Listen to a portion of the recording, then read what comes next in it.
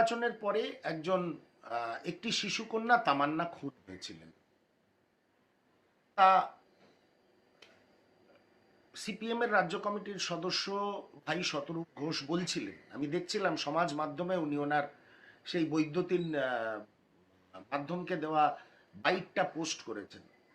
আমি শতরূপ ঘোষকে একটা জিনিস জিজ্ঞেস করতে চাই যে আজও সেই শিশুকন্যা তামান্নার মা, যেই শিশুকন্যাটিকে আমরা হারিয়েছি, অবশ্যই কালীগঞ্জে আসন সমঝোতা হয়েছিল, তামান্নার পরিবার নিশ্চয়ই কংগ্রেসের হয়ে প্রার্থীর হয়ে কাজ করেছেন। যেই শিশুকন্যাটিকে আমরা হারিয়েছি, তার মা অসুস্থ হয়ে কিছুদিন আগেও মৌলালির একটি হাসপাতালে ভর্তি ছিলেন।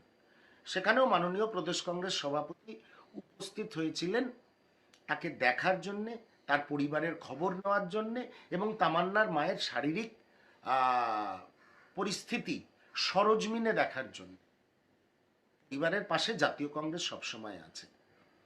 তামান্নার খুন অত্যন্ত দুর্ভাগ্যজনক এবং একটা কথা স্মরণ করিয়ে দিই, তামান্নার খুনের পর পোস্টমর্টম যেখানে হয়েছিল সেখানেও আমরা অন্য কোনো দলের কোনো রাজ্য স্তরের নেতাকে দেখতে পাইনি।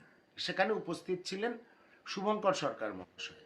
তামান্নাকে যখন মাটি দেওয়া হয় তখনও কোনো অন্য রাজনৈতিক দলের কোনো নেতৃত্বের উপস্থিতি আমাদের নজরে আসেনি। সেখানেও মাননীয় প্রদেশ কংগ্রেস সভাপতি শুভঙ্কর সরকার নিজেরা উপস্থিত ছিলেন। সেই জন্য তামান্নার খুন, যেটা অত্যন্ত দুর্ভাগ্যজনক, আমার বাড়ির একটি মেয়ের খুনের ঘটনা, সেটাকে জোটের প্রসঙ্গে জড়িয়ে নেওয়াটা কতটা বুদ্ধিমত্তার কাজ, এটা আমি মাননীয় শতরূপ ঘোষকে জিজ্ঞেস করতে চাই। আমি প্রসঙ্গটা তুলতাম না যদি সমাজ মাধ্যমে জোট নিয়ে আলোচনা করতে করতে এই তামান্না শিশুকন্যা তামান্নার ব্যাপারটা উনি উত্থাপন না করতেন। আর ওনাকেও একটা কথা বলি, খুব স্বাভাবিকভাবে কংগ্রেস নিজের ভালো চাইবে, নিজের সংগঠনকে শক্তিশালী করবে, নিজের ভালো চাওয়ার মধ্যে কোনো দোষ নেই এবং কংগ্রেসই ঠিক করবে আগামী দিনে কোন পথে চললে তৃণমূল এবং বিজেপি দুজনকেই বাংলার রাজনৈতিক পরিসর থেকে সরিয়ে দেওয়া যায়। এর মধ্যে কোনো দোষ নেই, কংগ্রেস সেই পথেই চলবে।